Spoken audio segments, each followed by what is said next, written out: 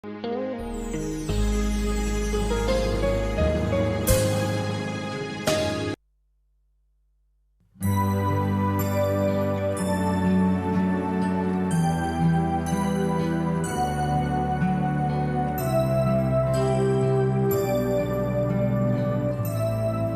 saudaraku yang terkasih dalam nama Tuhan Yesus Kristus.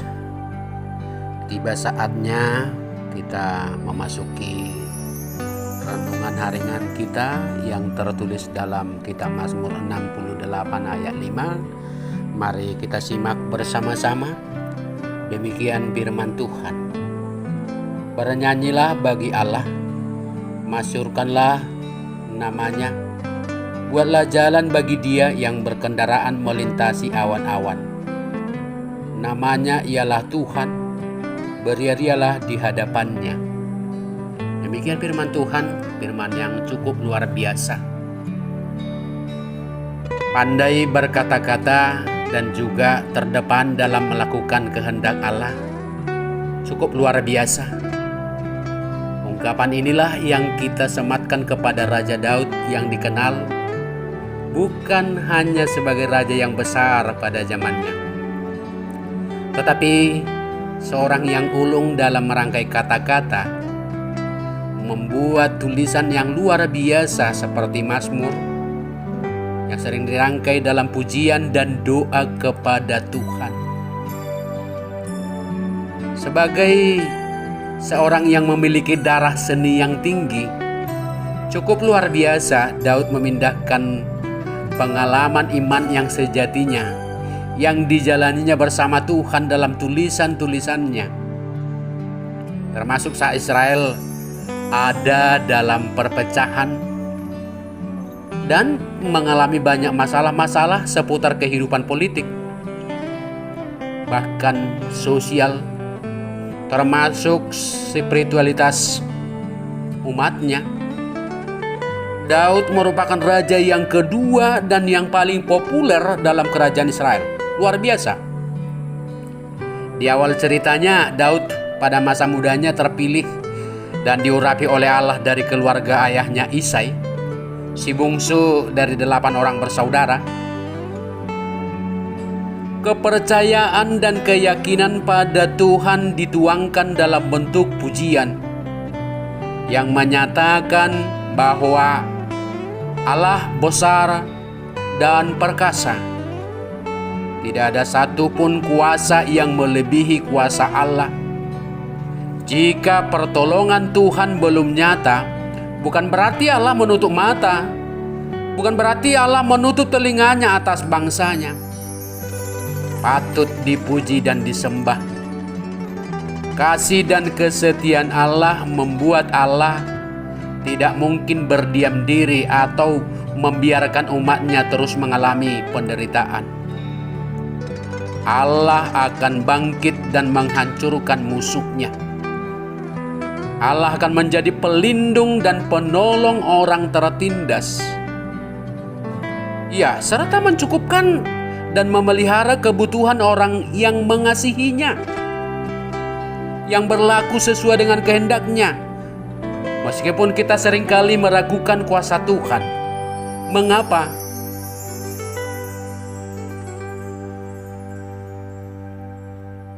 Mengapa seringkali kita mengingkari kuasa Allah dalam setiap kehidupan kita? Yang terjadi adalah malah kita memaksakan kehendak kita atas Tuhan agar masalah kita cepat selesai, agar apa yang kita minta segera diindahkan. Saudaraku, ingatlah, pikiran kita tidak sanggup menyelami jalannya Tuhan. Naluri kita tidak akan mampu mengimbangi kuasa Tuhan. Ketika mengalami permasalahan yang berat, kebanyakan orang menjadi letih, lesu, sedih, bahkan frustasi. Rasa-rasanya dunia sudah runtuh. Tetapi Alkitab menasehatkan kita, berbahagialah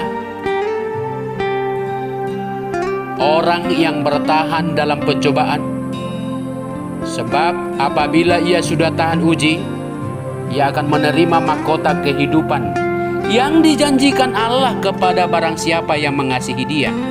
Itu kata Yakobus 1 ayat 12. Di tengah kesulitan apapun yang terjadi, kita harus menguatkan hati kita untuk tetap bersandar kepada Tuhan. Ya, tentang dunia dan keadaan kita yang dilanda tekanan dan penghajaran habis-habisan oleh alam ini, Corona COVID-19, kita perlu menyadari, kita perlu belajar dari Nabi Habakuk yang hidupnya pada zaman di mana bangsa-bangsa Israel sedang mengalami penderitaan hebat karena tertindas oleh musuh-musuhnya. Bahkan hal yang mudah baginya sebenarnya untuk dapat terus mempertahankan imannya dan bersuka cita.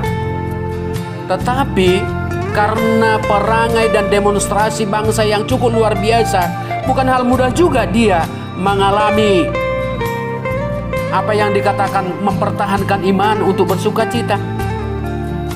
Rakyat sangat menderita, khususnya ladangnya yang biasanya menjadi sumber penghasilan dan tumpuan penghidupan mereka tidak lagi membuahkan hasil karena hanya bisa bekerja di rumah.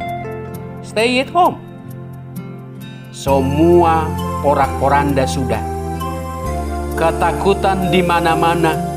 Penyakit menjadi momok yang menghantui setiap orang. Tetapi lihat para medis yang banyak menyatakan terserah. Mengapa? Terserah. Mengapa? Komunikasi pelin-pelan. Pemimpin yang pelin-pelan. Rakyat yang kebanyakan egois, lebih takut perut daripada Tuhan. Begitu juga ternak yang menjadi harta kekayaan telah terhalau dari kandang. Sesuatu keadaan benar-benar tidak ada lagi pengharapan. Mungkinkah bersuka cita dan beria-ria di tengah penderitaan? Ingat, tembok Jeriko runtuh bukan karena kekuatan pasukan bersenjata. Namun, justru ketika bangsa Israel selesai mengelilingi kota itu pada hari yang ke-7 dengan sorak-sorai, puji-pujian bagi Tuhan menghasilkan kuasa Allah yang dahsyat. Tembok permasalahan sebesar apapun yang kita hadapi dapat diruntuhkan ketika kita tetap bersorak-sorai pada Tuhan. Oleh karena itu, tetaplah bersuka cita di dalam keadaan apapun yang kita alami, supaya kita bisa terus bertahan sampai pada akhirnya. Salomo juga menuliskan dalam nasihatnya, hati yang gembira adalah obat yang manjur, tetapi siapa yang patah mengeringkan tulang. Itu Amsal 17 ayat 22. Bila kita mengandalkan kekuatan kita sendiri, yang terjadi kita pasti tidak akan mampu. Yakinlah kita menghadapi penderitaan itu sendirian, kita akan bersusah payah, kita akan kalah. Tetapi apabila Roh Tuhan ada di antara kita untuk menyertai dan menopang kita senantiasa, kita akan dimenangkan. Maka bersukacitalah di dalam Tuhan. Selalu serahkan dirimu kepada Sang Bapa di sorga. Amin. Tuhan memberkati.